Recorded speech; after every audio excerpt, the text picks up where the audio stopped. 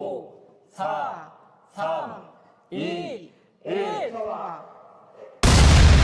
드디어 누리호가 멋지게 밤하늘을 가르며 하늘에 이거 진짜. 올라가고 있습니다. 너무 소름이 우와. 돋는. 멋지지 않습니까? to the World Trade Center. 어디서 감히 한국 따위가 우리를 앞질러? Congressman, I was 비웃음은 오래가지 못했고 강대국들이 발칵 뒤집혔습니다. 한국의 누리호 4차 발사 성공 직후 미 펜타곤은 긴급 국가 안보 비상회의를 열었죠. 스크린을 가득 채운 명확한 수치 마하 21, 열경 6000도, 100% 분리 성공. 그런데 말입니다. 문제는 그 수치 자체가 아니었습니다. 이 모든 성취의 근본 이유, 바로 기술 독립이 이루어졌기 때문입니다. 정보기관 분석가들은 입술이 말라붙은 차에 중얼거렸습니다. 도대체 누가 이런 잠재력을 예상했겠습니까? 남에게 의존하지 않는 철학이 기술이 되었고 기술이 오늘 이 엄청난 충격을 만들었습니다. 전문가들은 묻습니다. 도대체 이 나라의 끝은 어딘가? 지금부터 그 놀라운 현장 속으로 들어가 보시죠. 미국에서 날아온 충격적인 이야기. 바로 시작합니다. 그리고 지금 어디에서 시청하고 계신지 댓글로 남겨주세요. 여러분의 이야기도 듣고 싶습니다. 그 전에 잠깐 1초 만에 누를 수 있는 좋아요 버튼을 꾹 눌러주시면 영상 제작에 큰 힘이 됩니다. 그럼 바로 사연 시작하겠습니다. 폭발음과 함께 발사대 아래에서 불기둥이 터져나왔습니다. 스위스 제네바 국제전략회의장 대형 스크린이 그 장면을 실시간으로 비추고 있었고 각국 대표 중 단 한 명도 숨소리를 내지 않았습니다. 누리호가 하늘로 치솟는 순간 저는 펜을 놓았는데 이건 단순히 우주 발사가 아니었어요. 한국이 그동안 숨겨온 기술력의 정점이자 핵무기 없이 핵전략을 완성한 순간이었습니다. 믿겨지십니까? 안녕하세요. 제 이름은 알렉산더 스텔론이라고 합니다. 스위스 제네바 글로벌 전략문명연구소 수석 자문관으로 일하고 있습니다. 그날 저는 목격했습니다. 한국이라는 이름이 세계 앞에서 불꽃처럼 타오르는 순간을 말이죠. 지난달 제네바 국제전략회의장 6층 대회의실은 긴장으로 가득 차 있었습니다. 반원형으로 펼쳐진 좌석에 각국 대표들이 빼곡히 앉아 있었고 오늘 안건은 한국이 상정했습니다. 한국에게 새로운 분류 기준을 적용해 달라는 요구였죠. 핵 비보유 완전 자립국이라는 이름이었습니다. 서류를 보는 순간 제 입가에 미소가 번졌어요. 아시아에서 작은 나라가 또 무모한 시도를 하는구나 싶었죠. 옆자리 스웨덴 대표 에릭 안데르손이 한국이 또 새로운 걸 들고 왔군요. 매년 뭔가 시도하는 나라라며 작게 속삭였습니다. 뒷줄 네덜란드 대표 요한 판데르가 코웃음치며 완전 자립이라는 말이 이렇게까지 당돌할 수 있다니? 우리 기술 쓰면서 무슨 자립이냐면서 원전 기술도 우리가 준 거고 조선 기술도 유럽에서 배워 간 거라며 한국 측 대표단을 보며 이야기했습니다. 저도 사실 비슷한 생각이었습니다. 한국은 우리의 충실한 동맹국이었고 착한 친구였죠. 1953년 한국 전쟁 이후 미국 정부가 계속 지켜온 나라이며 주한미군 2만 8천 명이 주둔하는 보호 대상이었습니다. 물론 인정할 건 인정해야 했어요. 한국은 대단한 나라였습니다. 반도체 세계 1위, 조선 세계 1위, 자동차도 잘 만들었죠. 삼성, 현대, LG, 미국 시장에서 익숙한 브랜드들이었습니다. 하지만 전략 무기는 다른 얘기였어요. 그건 우리 미국의 영역이었고 러시아, 중국 정도나 감히 넘볼 수 있는 분야였죠. 한국 대표단이 회의장 왼쪽 문으로 입장했습니다. 선두는 손명호 대사였는데 60대 초반으로 보이는 회색 정장 차림이었습니다. 침착한 표정이었죠. 너무 침착했어요. 뭔가 준비된 사람의 표정이었습니다. 단상으로 걸어 올라가 마이크 앞에 섰고 회의장 조명이 그를 비췄습니다. 잠시 침묵이 흐르자 손명호 대사가 천천히 입을 열었습니다. 존경하는 각국 대표 여러분, 제 설명을 시작하겠다는 말과 함께 목소리가 회의장 전체에 울렸고 마이크 음량이 적절했습니다. 손명호 대사는 대한민국은 핵무기를 보유하지 않으며 명확하게 말씀드린다면서 앞으로도 보유하지 않을 것이며 이 원칙만큼은 절대 변하지 않는다고 단호하게 말했습니다. 당연한 선언이었어요. 한국은 핵비 확산 조약 가입국이었고 국제 규범을 준수하는 국가였죠. 회의장이 조용해지면서 다들 다음 말을 기다렸습니다. 손명호 대사가 말을 이었습니다. 우리는 핵기술의 모든 구성 요소를 자주적으로 보유하고 있으며 농축 기술, 재처리 기술, 컴퓨터 시뮬레이션 역량, 그리고 투발 수단까지 기술적 완성도는 핵보유국 수준에 도달했다고 선언했습니다. 저는 커피잔을 내려놓았습니다. 어쩌면 귀를 의심했는지도 모르겠습니다. 회의장이 술렁이기 시작하면서 여기저기서 속삭임이 들렸습니다. 이건 단순한 기술 보고가 아니었어요. 핵무기 제조의 모든 단계를 완성했다는 사실상의 선전포고였습니다. 다만 마지막 단추인 무기화만 하지 않았다는 얘기였죠. 일본 측 대표 야마구치 타케시가 자리에서 천천히 일어났습니다. 그의 얼굴은 붉어졌지만 뭔가 꿍꿍이가 있는 듯 서류를 검토하며 조심스럽게 움직였습니다. 대사님, 질문이 있다면서 증거가 있느냐고. 구체적인 기술적 증거 말이라며 말만 하는 게 아니라 실체를 보여달라고 요구했습니다. 회의장이 더 시끄러워졌고 다들 고개를 끄덕이며 그래, 증거를 보여달라는 분위기였습니다. 손명호 대사가 조용히 미소 지었습니다. 예상했다는 표정이었어요. 천천히 고개를 끄덕이며 물론이라고 증거가 있으며 지금 바로 보여드리겠다고 답했습니다. 손명호 대사가 손으로 신호를 보냈고 회의장 뒤쪽 관제실을 향했습니다. 갑자기 회의장 조명이 어두워지며 대형 스크린이 깜빡이며 켜졌습니다. 뭔가 영상이 준비되는 것 같았어요. 저는 몸을 앞으로 숙였습니다. 뭘 보여줄 건가? 프레젠테이션인가요? 아니면 데이터 차트입니까? 스크린이 다시 켜졌고 화면에 푸른 하늘이 나타났습니다. 바다가 보였고 카메라가 천천히 패닝했습니다. 거대한 발사대가 모습을 드러냈는데 나로우주센터 자막이 화면단에 떴습니다. 대한민국 전라남도 고흥군 발사대 위에 하얀색 로켓이 우뚝 서 있었습니다. 47m 높이 3단 구조였습니다. 선체에 태극기 마크가 선명했죠. 누리호 4차 발사 생중계 자막이 바뀌었고 제 심장이 쿵하고 내려앉았습니다. 지금 이 순간에 실시간으로 카운트다운 소리가 회의장 스피커로 울려 퍼졌습니다. 19, 8, 7, 제 머릿속에서 경보가 울렸어요. 이거 진짜입니다. 장난이 아닙니다. 스웨덴 대표 에릭의 웃음이 얼어붙었고 네덜란드 대표 요한이 안경을 고쳤습니다. 영국 대표 올리버 체인벌린이 메모하던 펜을 놓았고 각국 회의장 전원이 숨을 죽였습니다. 핀 떨어지는 소리도 들릴 것 같았어요. 4, 3, 2, 1 점화 발사대 아래에서 엄청난 불기둥이 치솟았습니다. 주황색과 하얀색이 뒤섞인 거대한 화염이었고 연기가 사방으로 폭발적으로 퍼져나갔습니다. 지상 카메라가 흔들렸고 누리호가 움직이기 시작했습니다. 처음엔 아주 천천히 마치 거대한 건물이 하늘로 떠오르는 것 같았어요. 1촉, 2촉, 3촉 점점 빨라졌고 발사대를 완전히 벗어났습니다. 속도가 붙었고 하늘을 향해 수직으로 치솟았습니다. 화염 꼬리가 길게 늘어졌고 카메라가 전환됐습니다. 원거리 추적 카메라였고 누리호가 점점 작아졌습니다. 하지만 비행은 완벽했어요. 흔들림이 전혀 없었고 궤적이 교과서처럼 정확했습니다. 일단 분리 성공. 나로우주센터 관제실 아나운서의 목소리가 들렸습니다. 침착하지만 긴장된 목소리였고 화면이 로켓 근접 카메라로 바뀌었습니다. 일단 부스터가 깨끗하게 분리되는 장면이 보였고 폭발도 없었습니다. 잔해도 없었고 완벽한 분리였습니다. 2단 점화 성공. 현재 고도 100km 돌파. 속도 마하 7. 제 손이 떨렸어요. 스웨덴 대표 에릭의 얼굴이 창백해졌고 네덜란드 대표 요한이 의자 팔걸이를 꽉 쥐었습니다.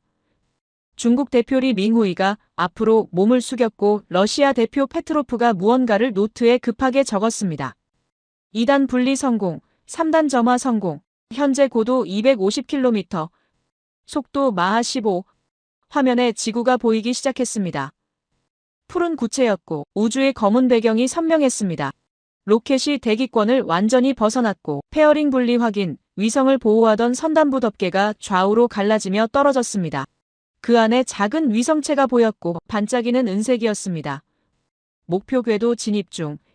현재 고도 550km, 속도 마하 21, 궤도 경사각 97.4도, 저는 숨을 쉴 수가 없었습니다. 마하 21입니다. 대기권 재진입 속도입니다. ICBM 속도입니다. 핵탄두를 실은 대륙간 탄도 미사일의 정확한 속도였어요. 최종 궤도 진입 성공, 위성 분리 완료, 임무 성공. 나로우주센터 관제실이 화면에 나타났고 수십 명의 과학자들이 자리에서 벌떡 일어났습니다. 서로 껴안았고 환호성을 질렀습니다. 박수가 터져나왔고 젊은 여성 연구원이 눈물을 흘렸습니다.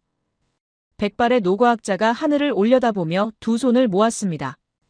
제네바 회의장은 완전한 침묵이었습니다. 무덤같이 조용했고 각국 대표 중 단 한 명도 움직이지 않았습니다. 스크린이 다시 회의장 조명으로 바뀌었고 밝아졌습니다. 손명호 대사가 여전히 단상에 서 있었고 표정이 달라 보였습니다. 더 이상 약소국 대표가 아니었어요. 뭔가 증명한 사람의 얼굴이었습니다. 손명호 대사는 방금 보신 게 증거라면서 조용하지만 명확한 목소리로 궤도 진입 능력, 정밀 유도 기술, 다단 분리 시스템, 마하 21속도 제어, 6000도 열경 재진입 기술, 이 모든 게 대한민국의 순수 자체 기술이라고 선언했습니다. 일본 측 대표 야마구치가 다시 자리에서 일어났고 이번엔 의자가 뒤로 밀려 넘어졌습니다. 얼굴이 새빨갛게 달아올랐고 이건 위협이라며 명백한 군사적 위협이라고 소리쳤습니다. 회의장이 발칵 뒤집혔습니다. 여기저기서 고함이 터져나왔고 손명호 대사는 흔들리지 않았습니다. 천천히 고개를 저으며 아니라고, 이건 투명성이라고. 우리는 아무것도 숨기지 않았다면서 방금 전 세계 각국 앞에서 생중계로 보여드렸다고 침착하게 답했습니다. 능력은 있으나 무기는 만들지 않는다면서 이게 대한민국의 철학이라고 말했습니다. 중국 대표 리 밍후이가 떨리는 목소리로 그 로켓과 ICBM이 뭐가 다르냐면서 기술적으로 완전히 동일한 거 아니냐고 따졌습니다. 손명호 대사가 단호하게 판두라고 우리는 인공위성을 실었다면서 핵탄두가 아니라 과학 관측 위성이라고 기술은 같을 수 있지만 목적이 완전히 다르며 우주개발이지 군사적 위협이 아니라고 답했습니다. 러시아 대표 페트로프가 책상을 쾅 치며 하지만 탄두만 바꿔 끼우면 끝이지 않느냐면서 몇 시간이면 ICBM으로 전환 가능한 거 아니냐고 격분했습니다. 손명호 대사가 잠시 침묵했고 그리고 천천히 고개를 끄덕였습니다. 기술적으로는 가능하다고 인정했습니다. 우리에게 그 능력이 있다고요. 회의장이 다시 발칵 뒤집혔고 하지만 우리는 안 한다면서 손명호 대사의 목소리가 더 커졌습니다. 그게 우리의 선택이라고, 바로 그래서 새로운 분류가 필요하다면서 능력과 의지를 구분해야 하며 할 수 있는 것과 하지 않는 것을 구별해야 한다고 말했습니다. 저는 의자에 주저앉았습니다. 완전히 뒤통수를 맞았어요. 결국 2010년부터였습니다. 갑자기 기억이 떠올랐어요. 한국이 우주 발사체 개발을 시작했을 때였고 우리는 승인했습니다. 민간 기술이라고 판단했고 과학 연구용이라고 믿었습니다. 오늘날 돌아보니 2013년 나로호 성공, 2022년 누리호 1차 실패, 2023년 2차 성공, 2024년 3차 성공, 그리고 지금 2025년 4차 완벽한 성공까지 우리는 모든 걸 봤습니다. 하지만 이해하지 못했어요. 아니, 이해하려 하지 않았습니다. 한국은 우리 동맹이었으니까요. 통제 가능한 나라였으니까요. 하지만 저 로켓을 보세요. 47m 높이, 3단 분리, 마하 21속도, 6000도 재진입. 이건 미국 미니트맨 ICBM과 똑같은 사양입니다. 러시아 토포램과 비슷한 성능입니다. 그리고 순수 국산이었어요. 러시아도 우크라이나 엔진을 썼고 중국도 러시아 기술을 받았습니다. 유럽뿐만 아니라 프랑스, 독일, 이탈리아가 협력했고 인도도 러시아 도움을 받았습니다. 한국은 혼자였어요. 아무 도움 없이 15년 만에 완성했습니다. 회의가 끝났고 회의장을 나왔습니다. 택시를 탔고 호텔로 향했어요. 차창 밖을 봤는데 거리를 걷는 사람들이 보였습니다. 평화로운 저녁이었어요. 모두를 위해 아무도 모르고 있었습니다. 방금 세계가 바뀌었다는 걸요. 호텔방에 들어왔고 불을 켰습니다. 책상에 앉아 노트북을 열었고 비행기표를 예약했습니다. 일주일이 지났어요. 스위스 제네바로 돌아왔고 글로벌 전략문명연구소 본부 12층 제 사무실에 앉아 있었습니다. 창밖으로는 알프스 산맥이 보였고 눈 덮인 봉우리들이 햇빛에 반짝였습니다. 하지만 제 머릿속은 여전히 제네바 회의장에 머물러 있었어요. 누리호가 하늘로 치솟던 장면, 손명호 대사의 침착한 눈빛, 그리고 각국 대표들의 충격에 찬 표정들이 계속 떠올랐습니다. 책상 위에는 한국 관련 보고서가 두툼하게 쌓여 있었고 저는 그것들을 하나씩 펼쳐보기 시작했어요. 첫 번째 파일을 열었습니다. 한국 산업 현황 분석이었고 반도체, 조선, 자동차, 배터리, 원자력, 우주항공까지 분야별로 정리돼 있었습니다. 숫자들이 눈에 들어왔어요. 반도체 메모리 시장 점유율 70%, 조선 시장 점유율 45%, LNG선 점유율 90%. 이건 단순한 제조국 수준이 아니었습니다. 세계를 이끄는 기술 자본국의 지표였습니다. 저는 펜을 들어 메모하기 시작했고 한국이라는 나라를 다시 정의해야 할 것 같았어요. 회의실 문을 열었습니다. 타원형 테이블에 연구원 15명이 앉아 있었고 벽면 대형 스크린이 켜져 있었습니다. 저는 단상으로 걸어가 노트북을 연결했고 프레젠테이션을 시작했습니다. 첫 슬라이드가 떴습니다. 한국의 전략적 자립 모델 분석이라는 제목이었고 부제는 비무기형 억제력의 실체였습니다. 지난 사흘간 제가 목격한 것들을 설명하기 시작했습니다.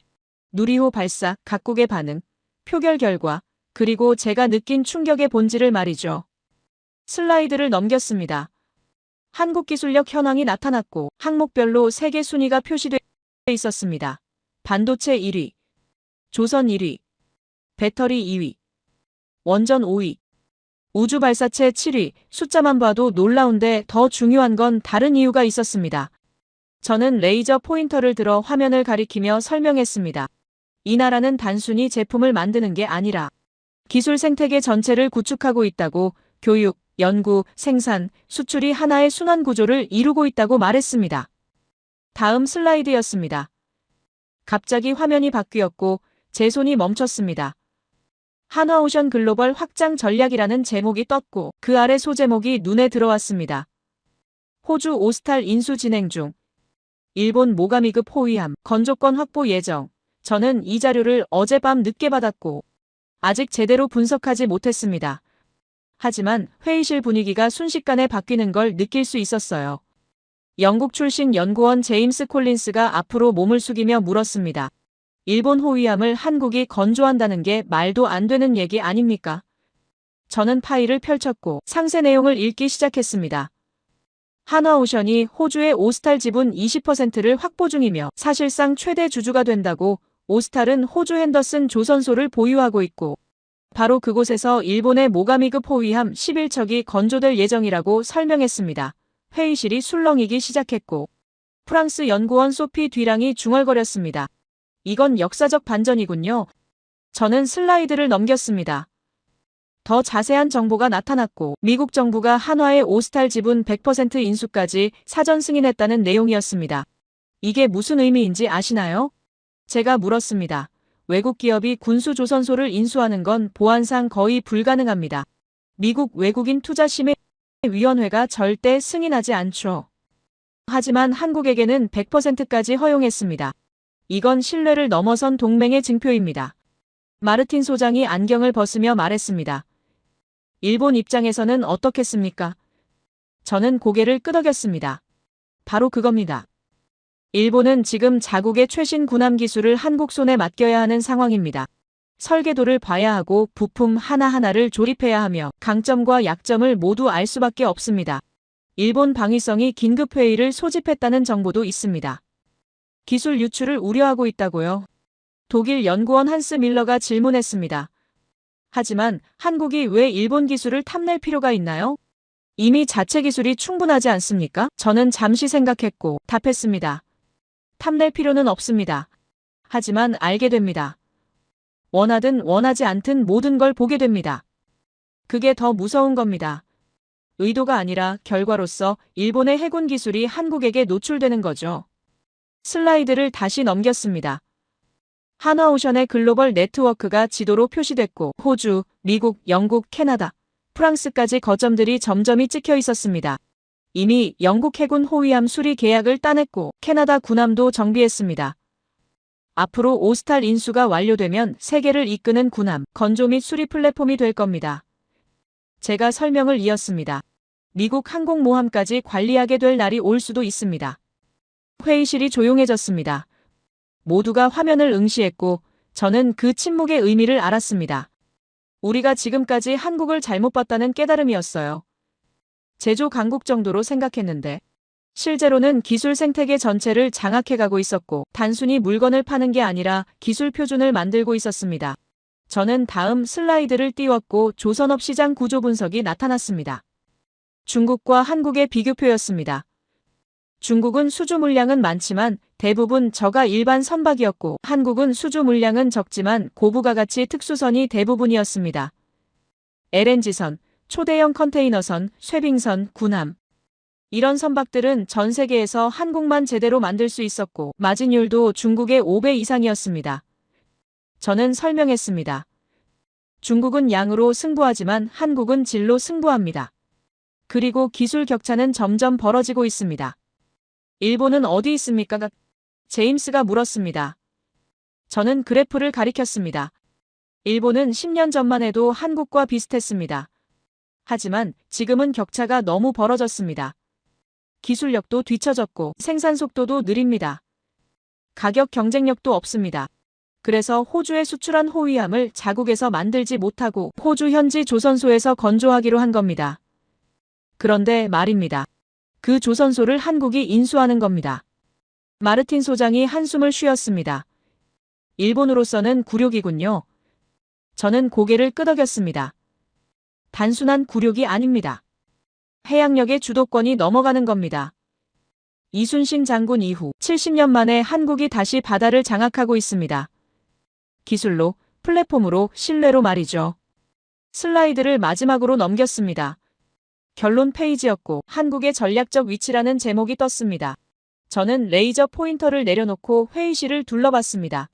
여러분, 저는 사흘 전 제네바 회의장에서 한국을 새롭게 봤습니다.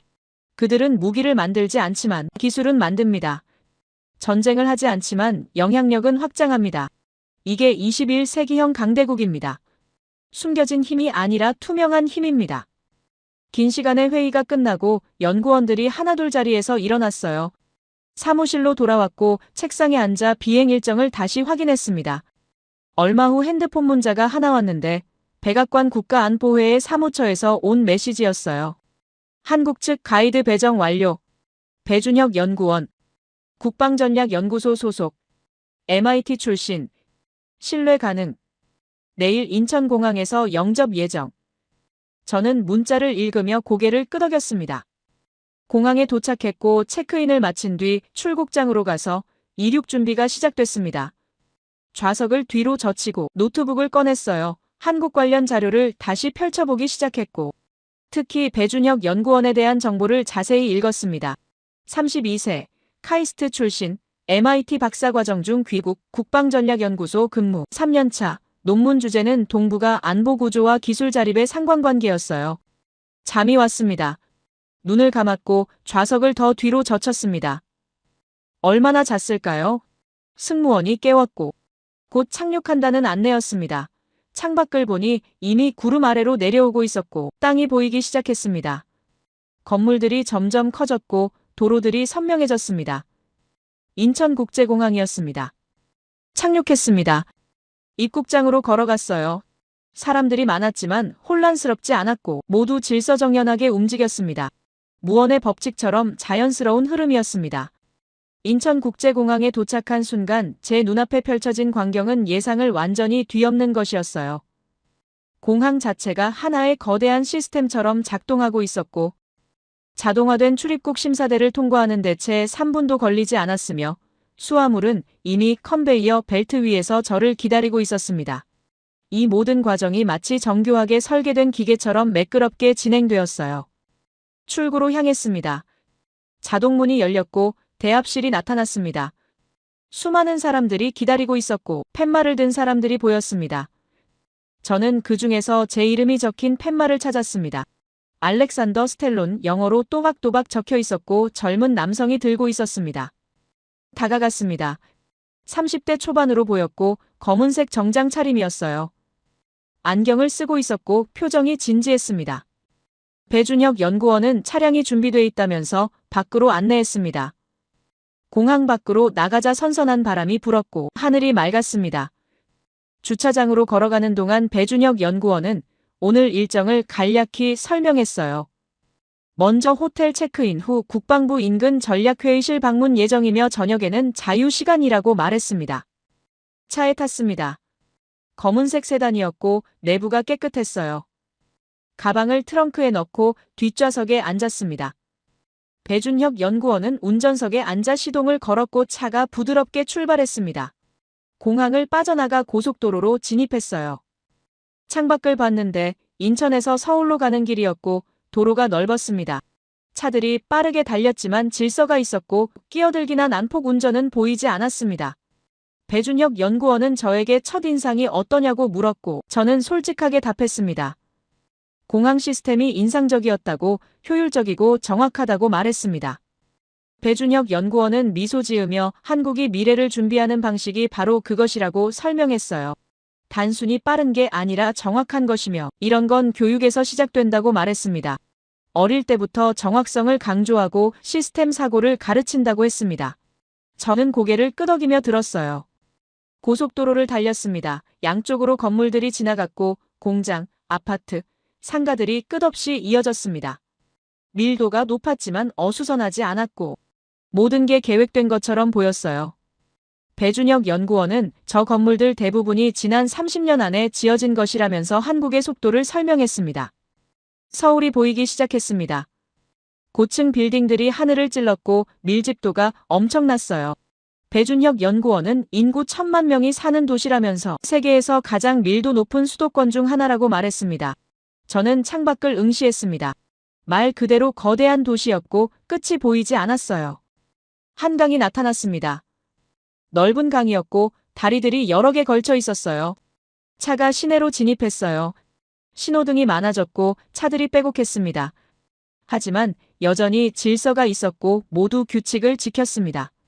배준혁 연구원은 국방부가 가까워졌다면서 곧 도착할 것이라고 말했어요. 국방부 건물이 보였어요. 육중한 건물이었고 경비가 삼엄했습니다. 하지만 우리는 그곳으로 가지 않았고 옆 건물로 향했습니다. 배준혁 연구원은 오늘 회의는 국방부 인근 전략연구소에서 진행된다면서 더 편안한 환경이라고 설명했어요. 건물 앞에 도착했습니다. 현대적인 외관이었고 유리로 마감돼 있었어요. 차에서 내렸고 배준혁 연구원이 안내했습니다. 로비로 들어가자 경비원이 신분증을 확인했고 출입증을 발급받았습니다.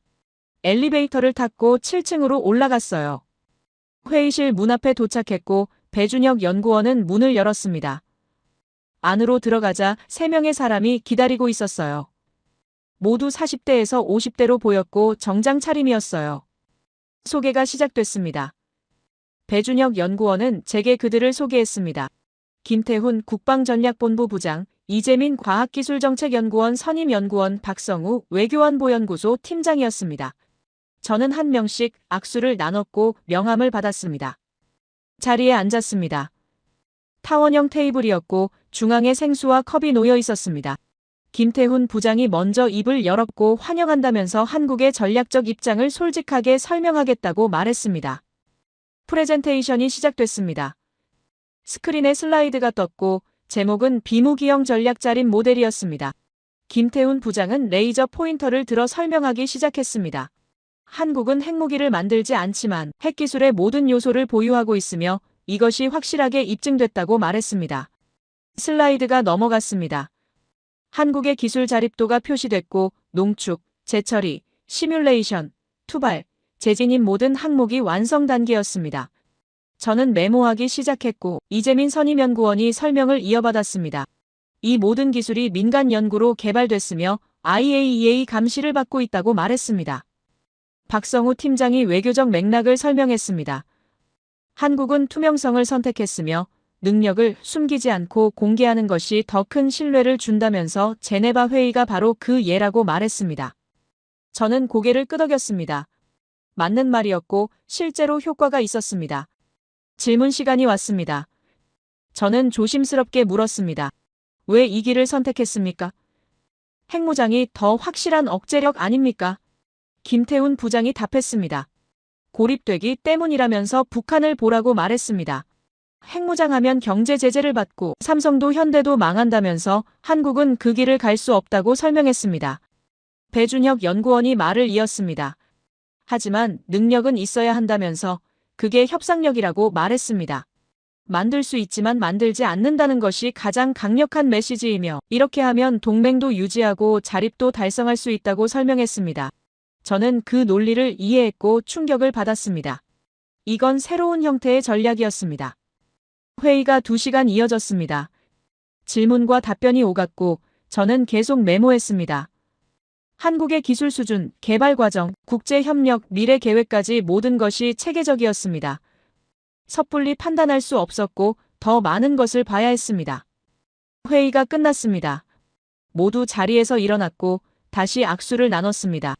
김태훈 부장은 내일부터 본격적인 시찰이 시작된다면서 준비하라고 말했습니다. 저는 고개를 끄덕였고 최선을 다하겠다고 답했습니다. 건물을 나왔습니다. 해가 기울고 있었고 서울 하늘이 주황빛으로 물들었습니다. 배준혁 연구원은 호텔로 안내했고 차에 탔습니다. 창밖을 보며 생각했습니다. 오늘 본 것들이 진실일까요? 아니면 보여주기 위한 것일까요? 내일부터 더 깊이 파헤쳐야 했습니다. 진실이 어디에 숨겨진 것인지 찾아야 했습니다. 호텔에 도착했습니다. 배준혁 연구원은 내일 아침 8시에 다시 만나자면서 대전으로 간다고 말했습니다. 저는 알았다고 답했고 차에서 내렸습니다. 로비로 들어가 체크인했고 방으로 올라갔습니다. 방문을 열었습니다. 깨끗했고 넓었습니다. 창밖으로 서울 야경이 펼쳐졌고 불빛들이 끝없이 이어졌습니다. 가방을 내려놓고 침대에 앉았습니다. 오늘 하루가 역대급으로 길었고 피곤했지만 잠이 오지 않았습니다. 노트북을 열어 오늘 메모를 정리하기 시작했습니다. 한국의 진짜 모습을 찾는 여정이 이제 시작됐습니다. 다음 날 아침 시차 때문인지 더 이상 잠이 오지 않았어요. 침대에서 일어나 창문으로 갔고 커튼을 걷었습니다. 서울 아침이 밝아오고 있었고 동쪽 하늘이 붉게 물들었죠. 빌딩들 사이로 햇살이 스며들었고 도시가 깨어나기 시작했습니다. 샤워를 하고 옷을 갈아입은 뒤 로비로 내려갔어요. 정확히 8시에 배준혁 연구원이 도착했고 검은색 세단을 몰고 왔습니다. 저는 차에 올랐고 오늘은 대전으로 간다는 말을 들었습니다. 카이스트와 과학기술정보통신부를 방문할 예정이며 한국 기술력의 원천을 직접 볼 수 있을 것이라고 배준혁 연구원은 설명했습니다. 고속도로로 진입했어요. 배준혁 연구원은 대전까지 2시간 정도 걸린다면서 편하게 쉬라고 말했습니다. 저는 고개를 끄덕이며 창밖을 봤습니다. 배준혁 연구원이 말을 꺼냈는데 카이스트에 대해 알면 알수록 놀라실 거라면서 그곳은 단순한 대학이 아니라 한국 과학기술의 심장이라고 설명했어요.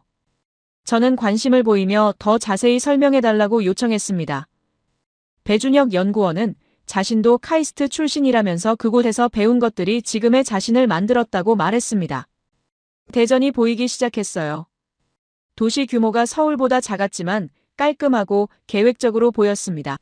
배준혁 연구원은 대전이 한국의 과학 수도라면서 카이스트뿐만 아니라 수많은 연구기관이 모여 설명했습니다. 대덕 연구단지가 바로 여기 있으며 3,000명 이상의 박사급 인력이 근무하고 있다고 말했어요. 카이스트 정문에 도착했습니다. 현대적인 건물들이 보였고 캠퍼스가 넓었어요. 배준혁 연구원은 차를 주차하고 저를 안내했습니다. 먼저 본관으로 갔고 김병준 교수가 기다리고 있었습니다. 70대 초반으로 보였고 백발이었지만 눈빛은 또렷했어요. 김병준 교수는 반갑게 맞아주며 오늘 일정을 설명했습니다. 먼저 슈퍼컴퓨터 센터를 방문한 뒤 인공태양 프로젝트 연구실을 둘러보고 점심 식사 후 소형 모듈 원자로 연구팀과 미팅할 예정이라고 말했습니다. 저는 감사하다며 고개를 숙였습니다. 슈퍼컴퓨터 센터로 향했어요. 지하 2층에 있었고 엘리베이터를 타고 내려갔습니다. 문이 열리자 냉기가 느껴졌고 서버 냉각 시스템 때문이라는 설명을 들었어요. 거대한 공간이 나타났고 천장이 높았습니다. 축구장만한 넓이였고 검은색 캐비닛들이 줄지어 늘어섰습니다. 수백 개였고 LED 불빛이 깜빡였어요. 웅거리는 소리가 들렸습니다. 김병준 교수가 설명하기 시작했습니다. 누리온이라는 이름의 슈퍼컴퓨터이며 연산 속도 초당 25페타플롭스라고 말했습니다. 세계 순위권이고 10의 15승 연산을 1초에 처리할 수 있다고 설명했어요. 저는 숨이 막혔고 상상이 안 됐습니다. 페타플롭스라는 단위 자체가 신선한 충격이었어요. 뭘 계산하냐고 물었더니 김병준 교수는 여러 가지라면서 기후 예측, 신약 개발, 우주 시뮬레이션 그리고 핵폭발 시뮬레이션도 한다고 답했습니다. 저는 귀를 의심했습니다. 핵폭발 시뮬레이션이요? 김병준 교수는 고개를 끄덕이며 알아야 막을 수 있다면서 정확히 알아야 방어할 수 있다고 설명했습니다. 연구실로 이동했습니다. 3층이었고 젊은 연구원들이 모니터 앞에 앉아 있었습니다. 한 연구원이 다가왔고 20대 후반으로 보였습니다. 박사과정 학생이라면서 지금 핵융합 시뮬레이션을 하고 있다고 말했어요. K스타 데이터를 분석 중이며 1억도 플라즈마를 재현하고 있다고 설명했습니다. 한국형 핵융합로이며 대전에 있다고 말했습니다. 인공태양이라고도 부르고 1억도 플라즈마를 만든다면서 30초간 유지한 것이 세계 기록이라고 설명했어요. 저는 이런 것이 한국에 있다는 사실에 놀랐습니다. 다음은 SMR 전시관이었습니다. 소형 모듈 원자로 모형이 있었고 컨테이너 크기였습니다. 10m 길이에 3m 높이였고 젊은 연구원 김진우가 설명했습니다. 차세대 원자로이며 기존 원자로의 10분의 1 크기지만 출력은 150메가와트라고 말했습니다. 소도시 전력 충분히 공급할 수 있다고 설명했어요. 그리고 김진우 연구원은 안전이라고 강조했습니다. 냉각이 자연대류이며 전력 끊겨도 멜트다운 없고 중력으로 냉각수가 순환한다면서 후쿠시마 같은 사고가 물리적으로 불가능하다고 설명했습니다. 저는 고개를 끄덕이며 메모했습니다. 기술적으론 가능하냐고 물어보니까 김진우 연구원은 가능하다고 인정했습니다. 크기가 작으니까 잠수함에 들어가며 30년간 연료 교체 없이 작동한다면서 전농축, 우라늄 20% 미만 사용으로 핵무기 만들 수 없는 농축도라고 설명했습니다. 하지만 오래 간다고 말했습니다. 앉아서 차를 마시며 대화를 나눴는데 김병준 교수는 1970년대 미국에서 유학했다면서 그때는 한국이 가난했고 모든 걸 배워와야 했다고 회상했습니다. 처음엔 영어도 서툴렀고 차별도 받았다면서 하지만 포기하지 않았다고 말했어요. 익숙해지고 실력을 인정받았으며 박사 학위를 받고 귀국했다고 설명했습니다. 1980년대 한국에 돌아왔을 때 아무것도 없었다면서 연구실도 장비도 부족했지만 학생들과 함께 하나씩 만들어갔다고 말했습니다.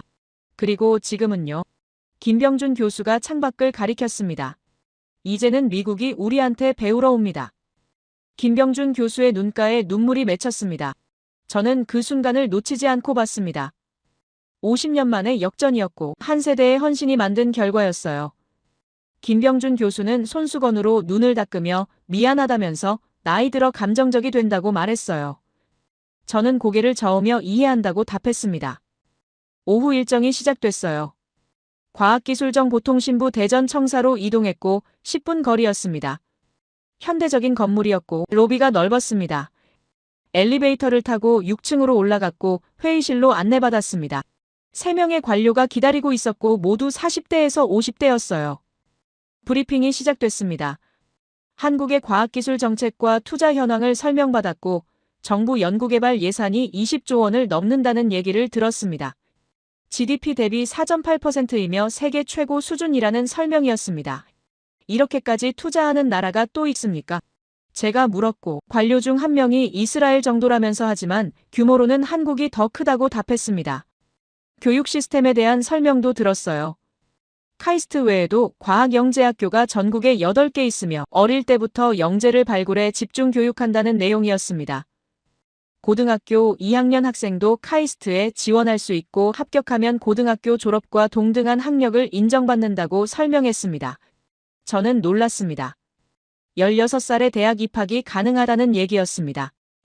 왜 이렇게 서두릅니까? 제가 물었고 관료가 답했습니다. 시간이 없기 때문이라면서 한국은 자원이 없고 인구도 적으며 주변엔 강대국들 뿐이라고 설명했습니다. 살아남으려면 더 빨리 더 정확하게 움직여야 한다면서 그게 한국의 방식이라고 말했습니다. 일본이 어떻게 반응하냐고 제가 물었더니 관료의 표정이 미묘하게 바뀌며 조심스럽게 답했습니다. 일본은 생각 자체가 다르다면서 그들은 전통을 중시하고 안정을 추구하지만 한국은 변화를 받아들이고 빠르게 적응한다고 설명했습니다.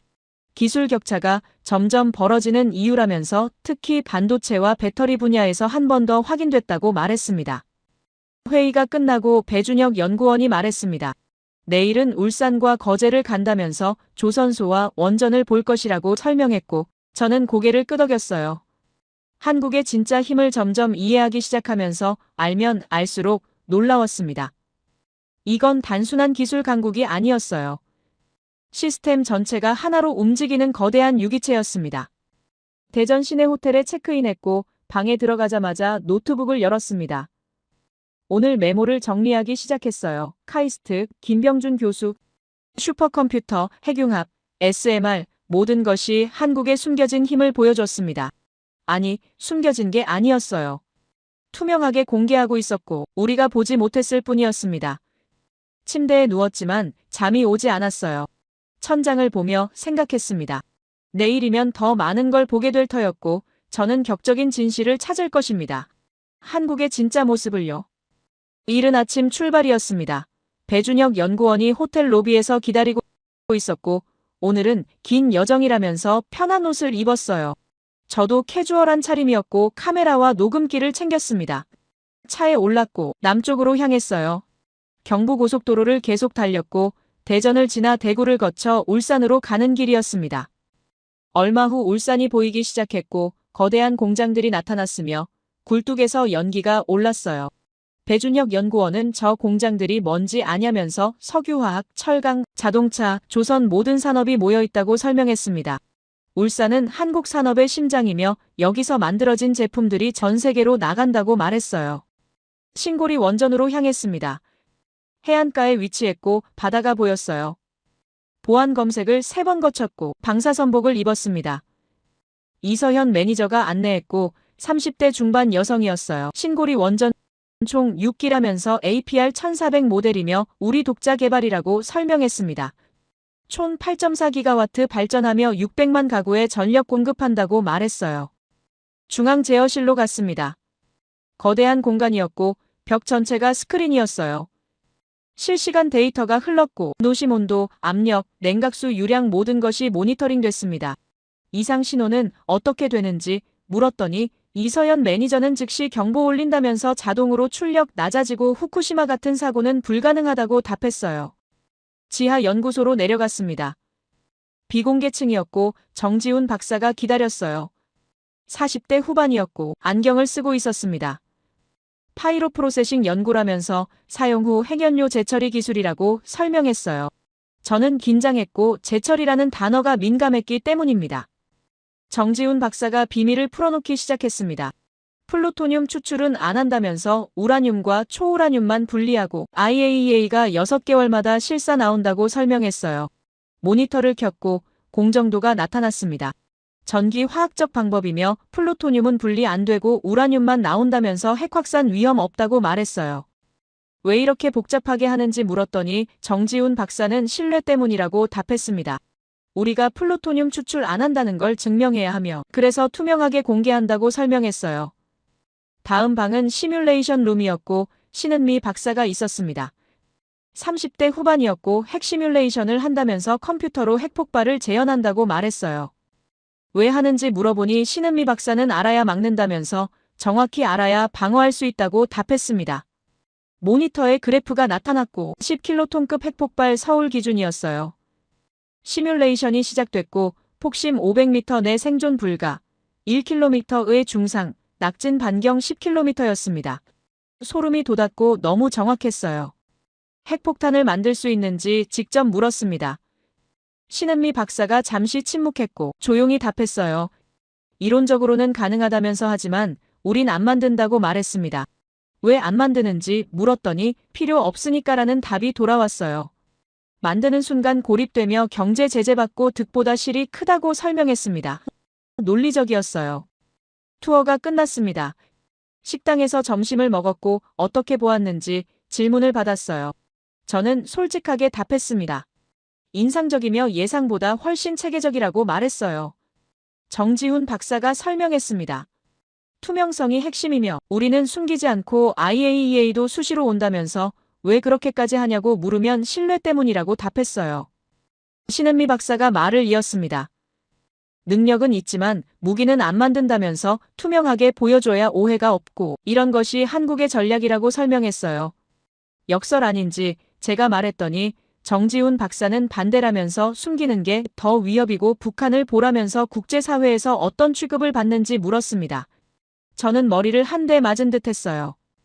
오후 늦게 거제로 출발했습니다. 울산에서 1시간 반 거리였고 해안도로를 달렸어요. 바다가 아름다웠고 섬들이 점점이 떠 있었습니다. 거제대교를 건넜고 길고 높은 다리였어요. 아래로 배들이 지나갔고 한화오션 조선소가 보이기 시작했습니다. 규모의 입이 벌어졌어요. 축구장 10개는 될 것 같았고 거대한 크레인들이 하늘을 찔렀습니다. 배들이 줄지어 건조되고 있었고 연간 100척 건조한다는 설명을 들었어요. LNG선, 컨테이너선, 유조선, 군함까지 모든 종류의 배를 만든다고 배준혁 연구원이 말했습니다. 정문에서 보안 검색을 받았고 출입증을 받았어요. 박태준 이사가 나왔고 50대 초반 남성이었습니다. 엔지니어 출신이라면서 환영한다고 말했어요. 전망대로 갔고 5층 건물 옥상이었습니다. 전체가 한눈에 보였고 말 그대로 거대한 공장이었어요. 저기 보이는 게 무엇인지 물어보니 박태준 이사는 가장 큰 배를 가리키며 LNG선이라고 답했습니다. 17만 4천 세제곱미터급이고 세계 최대이며 카타르 수출용이라고 설명했어요. 저 멀리 다른 구역이 보였고 철벽으로 둘러싸여 있었습니다. 저곳이 뭔지 묻자 박태준 이사는 특수선 건조구역이라면서 군함 만드는 곳이라고 답했어요. 가볼 수 있는지 물어보니 박태준 이사는 가능하다면서 준비돼 있다고 말했습니다.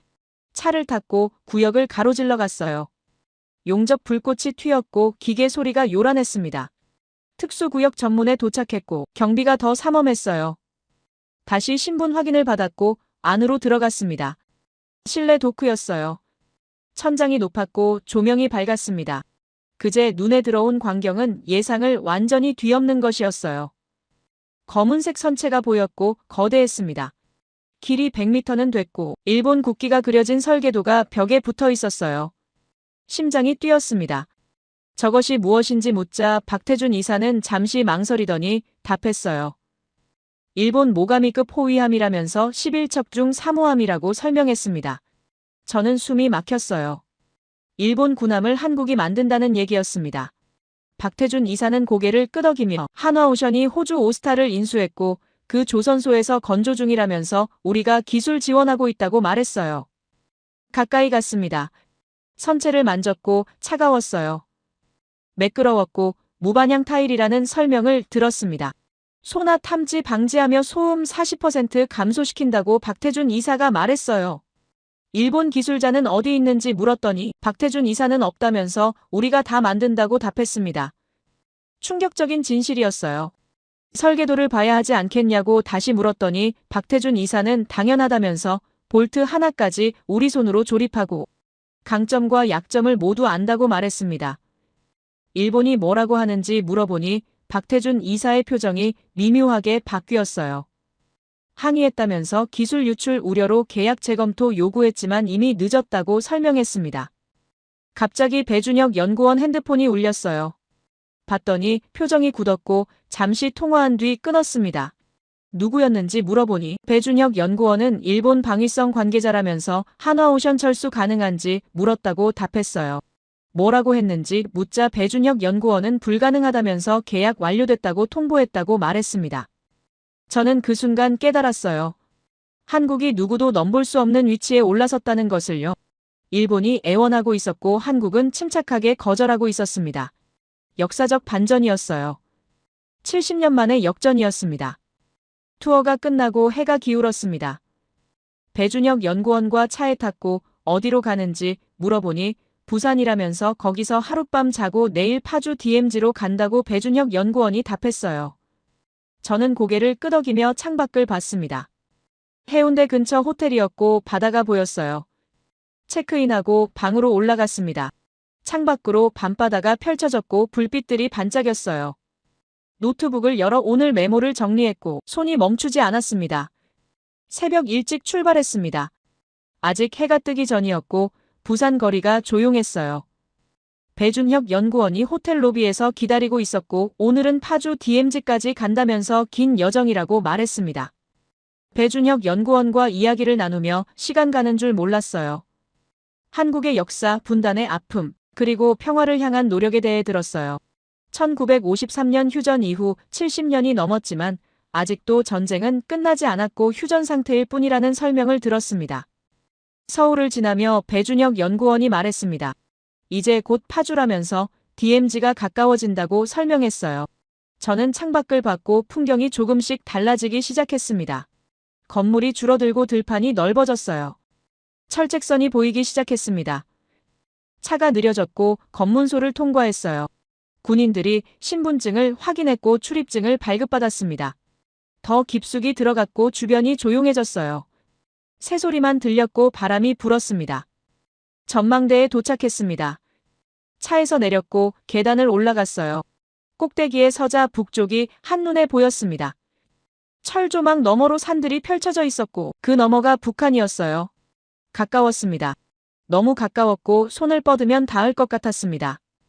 배준혁 연구원이 옆에 섰고 조용히 말했어요. 저기가 북한이라면서 불과 2km 거리라고 설명했습니다. 저는 숨을 죽이고 바라봤어요. 평화로워 보였지만 그 아래 얼마나 많은 긴장이 흐르는지 알고 있었습니다. 이 땅의 평화는 스스로 지킵니다. 배준혁 연구원이 말했어요. 미국이 도와주지만 결국엔 우리가 지켜야 하는 땅이며 우리가 서 있어야 하는 선이라고 설명했습니다. 그래서 힘을 키운다면서 기술을 개발하고 무기를 만들며 준비한다고 말했어요. 저기 보이는 초소들이 뭔지 물어보니 배준혁 연구원은 감시 초소라면서 24시간 경계 중이라고 답했습니다. 병사들이 교대로 근무하며 북쪽을 주시하고 있다고 설명했어요. 하지만 그들만으로는 부족하다면서 그래서 기술이 필요하고 첨단 무기가 필요하다고 말했습니다. 계단을 내려와 전시관으로 들어갔어요. 한국전쟁 자료들이 전시돼 있었고 사진들이 벽에 걸려 있었습니다. 폐허가 된 서울, 피난 가는 사람들, 전투 장면들 모든 것이 70년 전 일이었지만 생생했어요. 한 코너에 멈춰 섰습니다. 분단 이후 발전상을 비교한 그래프가 있었어요. 남한과 북한의 GDP, 인구, 기술 수준 모든 면에서 격차가 엄청났습니다. 배준혁 연구원이 설명했어요. 1953년엔 비슷했다면서 하지만 지금은 완전히 달라졌다고 말했습니다. 왜 이렇게 달라졌는지 물어보니 배준혁 연구원은 선택이라고 답했어요. 북한은 폐쇄를 선택했고 남한은 개방을 선택했으며 북한은 군사를 선택했고 남한은 경제를 선택했다면서 결국엔 그 선택의 결과라고 설명했습니다. 밖으로 나왔습니다. 다시 철조망 앞에 섰고 북쪽을 바라봤어요. 바람이 불었고 철조망이 흔들렸습니다. 배준혁 연구원이 말했어요. 저기 사는 사람들도 우리와 같은 한국인이라면서 언젠가 다시 만나게 될 거라고 말했습니다. 하지만 그때까지 우리는 강해져야 한다면서 스스로 지킬 수 있어야 한다고 설명했어요. 다시 전망대로 올라갔습니다. 마지막으로 북쪽을 보고 싶었어요. 해가 중천에 떠 있었고 햇빛이 강했습니다. 철조망 너머 북한 산들이 선명하게 보였고 저는 오래 서서 바라봤어요. 배준혁 연구원이 조용히 말했습니다. 우리는 전쟁을 원하지 않는다면서 하지만 준비는 해야 한다고 말했어요. 평화는 힘에서 나온다면서 약하면 침략당하고 강하면 존중받는다고 설명했습니다. 이 땅의 평화는 스스로 지킵니다. 다시 한번 간조했어요. 저는 그 말의 무게를 느꼈습니다. 분단 국가로 70년을 살아온 나라였고 전쟁의 위협 속에서도 경제를 발전시키고 기술을 키운 나라였어요. 하지만 포기하지 않았고 결국엔 여기까지 왔습니다. 반도체 1위, 조선 1위, 방산 9위. 누구도 넘볼 수 없는 위치였어요. 다음 날 아침 늦게 일어났습니다. 어제 파주에서 돌아와 피곤했고 푹 잤어요. 창밖을 보니 해가 이미 높이 떠 있었고 서울이 활기차게 움직이고 있었습니다. 샤워를 하고 옷을 갈아입은 뒤 로비로 내려갔어요. 배준혁 연구원이 기다리고 있었고 오늘은 전쟁기념관을 간다면서 한국 역사의 중요한 부분을 보게 될 거라고 말했습니다. 차에 탔고 용산으로 향했어요. 서울 중심부였고 교통이 복잡했습니다. 하지만 배준혁 연구원은 능숙하게 운전했고 곧 도착했어요. 거대한 건물이 나타났고 앞에 전차와 비행기가 전시돼 있었습니다.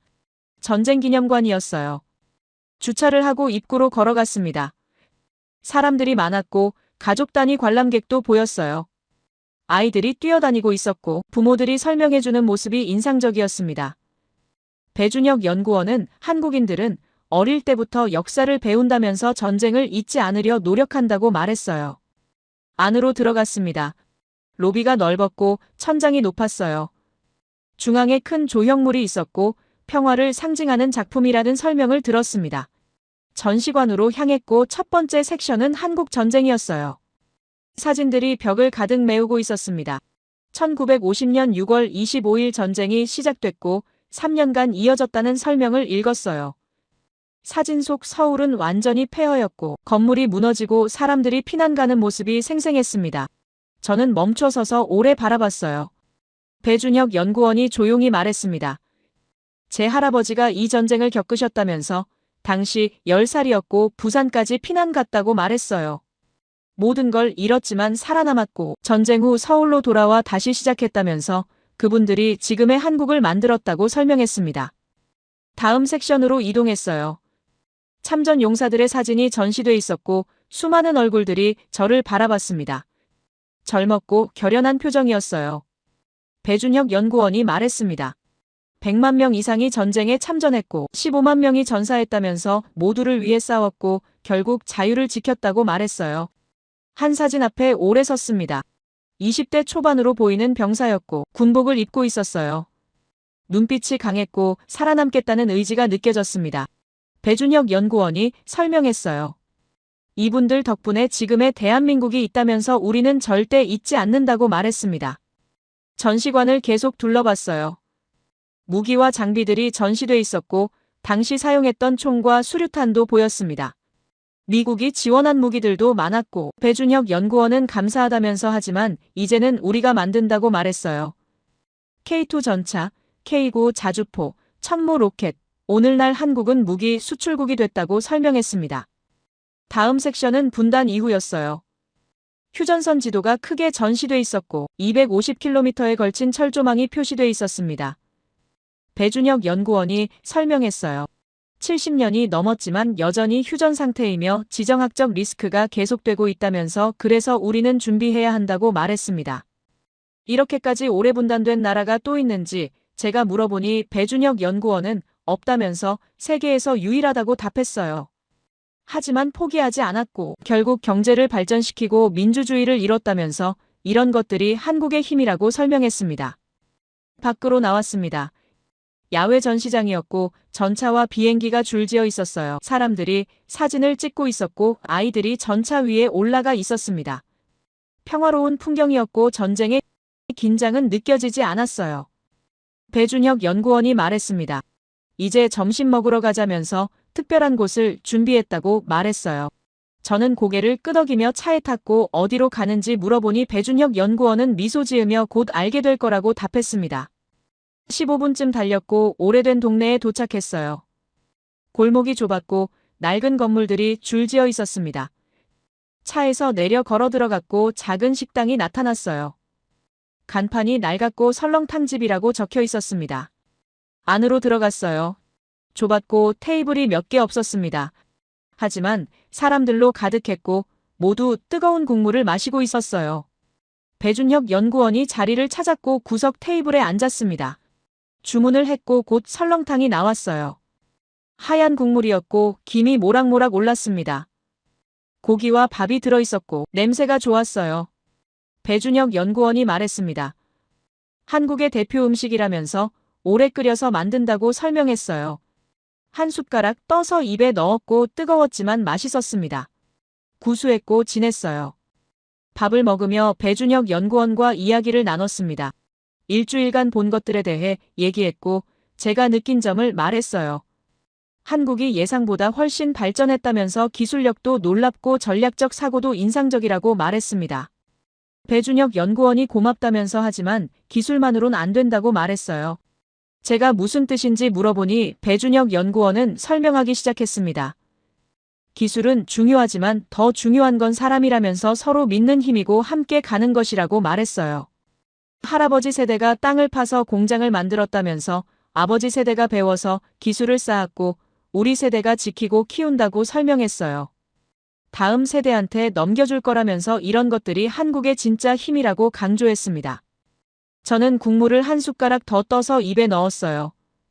따뜻함이 몸속으로 퍼졌고 이런 것이 한국의 힘이구나 생각했습니다. 기술만이 아니라 사람들 사이의 연대였고 세대를 넘어서는 헌신이었어요. 배준혁 연구원이 말을 이었습니다. 미국도 고마운 나라라면서 전쟁 때 도와줬고 지금도 동맹이라고 말했어요. 하지만 이제는 우리도 혼자 설 수 있다면서 오히려 미국을 도울 수 있다고 설명했습니다. 어떻게 돕는지 제가 물어보니 배준혁 연구원은 기술로, 경제로, 안보로라고 답했어요. 반도체를 공급하고 배터리를 만들며 전 세계 공급망을 견고하게 유지한다면서 아시아에서 민주주의를 지키고 자유진영을 강화한다고 설명했습니다. 일본은 어떻게 생각하는지 제가 조심스럽게 물었어요.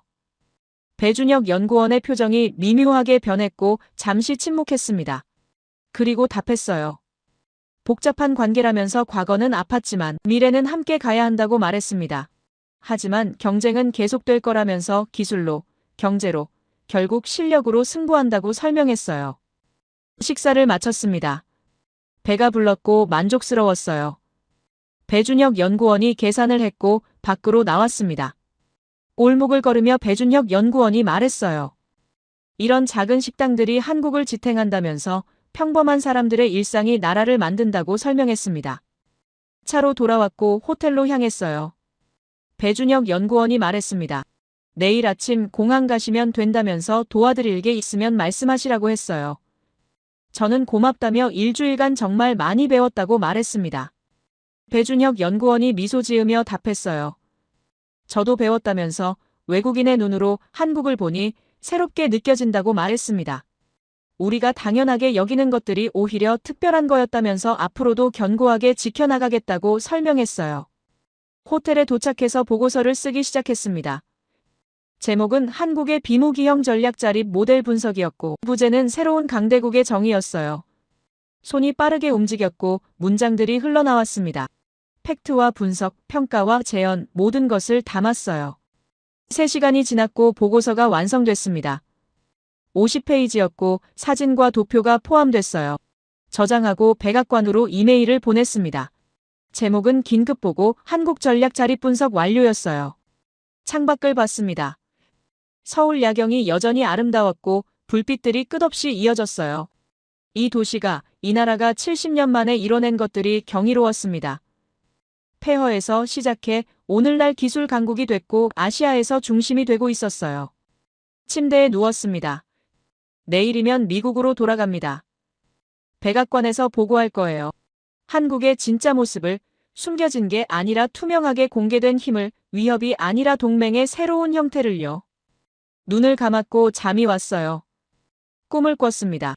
누리호가 하늘로 치솟고 있었고 그 뒤로 한국이 보였어요. 작지만 강하고 겸손하지만 위대한 나라, 새로운 강대국의 모습이었습니다. 공항으로 가는 아침이었습니다.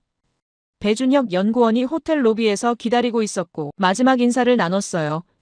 일주일간 정말 고마웠다고 제가 말했고 배준혁 연구원은 미소 지으며 좋은 여행이었다고 답했습니다. 택시를 탔고 인천공항으로 향했어요. 고속도로를 달리며 창밖을 봤습니다. 서울이 점점 멀어졌고 한국에서의 마지막 풍경들이 지나갔어요. 일주일 전 도착했을 때와는 완전히 다른 마음이었습니다. 그때는 의심과 경계심이 있었지만 지금은 존경과 감탄이 가득했어요. 공항에 도착했고 체크인을 마쳤습니다. 출국장으로 들어가 게이트로 향했어요. 탑승 시간까지 커피를 마시며 앉아 있었고 핸드폰을 꺼내 메시지를 확인했습니다. 백악관에서 답장이 왔고 보고서 잘 받았다면서 귀국 즉시 회의 소집 예정이라는 내용이었어요.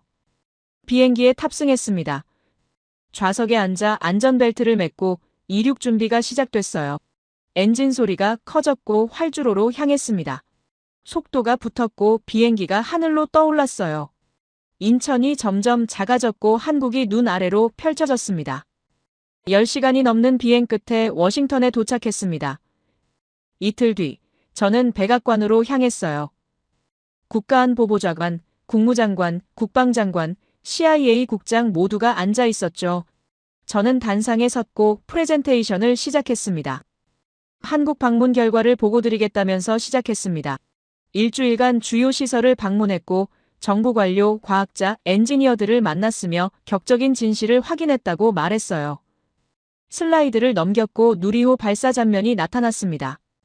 한국은 핵무기 제조의 모든 기술 요소를 보유하고 있다면서 농축, 재처리, 시뮬레이션, 투발, 재진입 모두 완성 단계라고 설명했어요. 하지만 무기는 만들지 않으며 투명하게 공개하고 있다고 덧붙였습니다. 왜 만들지 않는지 국무장관이 물었고 저는 답했어요. 경제 때문이라면서 핵무장하면 삼성도 현대도 망하고 수출이 막히며 결국 고립된다고 설명했습니다. 한국은 그 길을 선택하지 않았고 오히려 투명성으로 신뢰를 얻는 전략을 택했다고 말했어요. 슬라이드를 넘겼습니다. 카이스트 슈퍼컴퓨터가 나타났고 김병준 교수 사진도 보였어요. 교육 시스템을 설명했고 어릴 때부터 영재를 발굴해 집중 교육하며 매년 수천 명의 고급 인력을 배출한다고 말했습니다. 이들이 삼성, 현대, 한화로 가며 기술을 만든다고 설명했어요. 다음은 조선소였습니다. 거제 한화오션 사진이 나타났고 일본 모가미급 호위함 건조 장면도 보였어요. 회의실이 술렁였고 국방장관이 앞으로 몸을 숙였습니다. 일본 군함을 한국이 만든다는 게 사실이냐고 물었고 저는 고개를 끄덕였어요. 사실이라면서 한화오션이 호주 오스타를 인수했고 그 조선소에서 11척을 건조 중이라고 설명했습니다. 미국 정부가 100% 인수까지 사전 승인했으며 이는 한국에 대한 전면 신뢰를 의미한다고 말했어요. 일본은 기술 유출 우려로 항의했지만 이미 늦었다고 덧붙였습니다. 슬라이드를 계속 넘겼어요. 파주 DMZ 사진이 나타났고 K2 전차, K9 자주포, 천무 로켓이 보였습니다. 방산 수출 현황을 설명했고 2023년 170억 달러 역대급 기록이며 폴란드에만 140억 달러 계약했다고 말했어요. 전 세계가 한국 무기를 찾는 이유를 설명했습니다. 가격은 30% 저렴하고 성능은 비슷하거나 더 좋으며 납품은 절반 시간에 가능하다고 말했어요. 미국은 5년 걸리지만 한국은 2년이면 인도한다면서 이런 것이 경쟁력이라고 강조했습니다. 마지막 슬라이드였어요.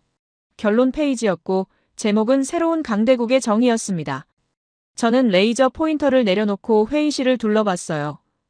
한국은 더 이상 우리가 보호하는 나라가 아니라면서 스스로 서는 나라이고 아시아에서 중심이 되고 있다고 말했습니다. 위협입니까? 대통령이 물었고 저는 고개를 저었어요. 위협이 아니라면서 동맹의 진화된 형태라고 답했습니다. 한국은 무기를 만들지 않지만 기술은 만들고 전쟁을 하지 않지만 영향력은 확장하며 견고하게 자립하면서도 동맹을 유지한다고 설명했어요. 가장 인상적이었던 게 뭡니까? CIA 국장이 물었고 저는 잠시 생각했습니다. 그리고 답했어요. 단결력이라면서 할아버지 세대가 공장을 만들고 아버지 세대가 기술을 쌓았으며 지금 세대가 키우고 다음 세대에 넘긴다고 설명했습니다. 세대를 넘어서는 헌신이고 이런 것들이 한국의 진짜 힘이라고 말했어요. 회의실이 조용했습니다. 모두가 생각에 잠겼고 국방장관이 말했어요. 우리의 대응은 어떻게 해야 하는지 묻자 저는 답했습니다. 존중이라면서 한국을 대등한 파트너로 대하고 기술 협력을 강화하며 지정학적 리스크를 함께 관리해야 한다고 설명했어요. 통제는 불가능하냐고 한 번 더 물었고 저는 솔직하게 답했어요.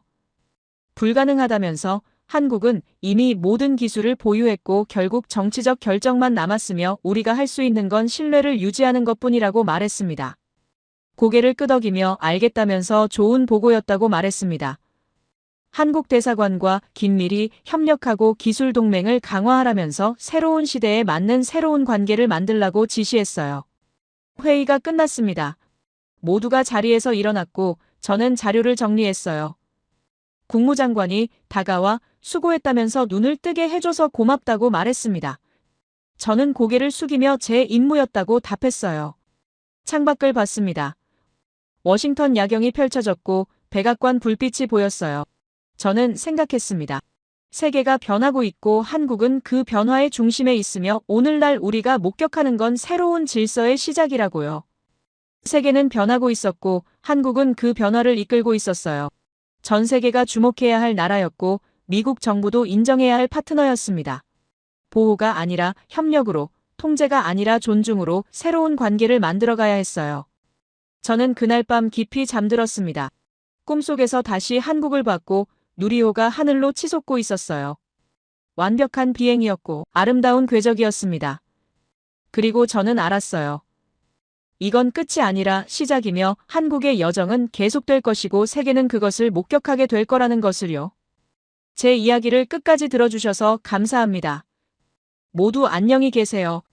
오늘의 사연 어떻게 들으셨나요? 한 나라의 이야기가 이렇게 드라마처럼 펼쳐질 줄은 몰랐죠. 누군가는 그걸 기적이라고 부르고 또 누군가는 우연이라 말하지만 결국 중요한 건 그 안에 살아있는 사람들의 선택과 의지 같아요.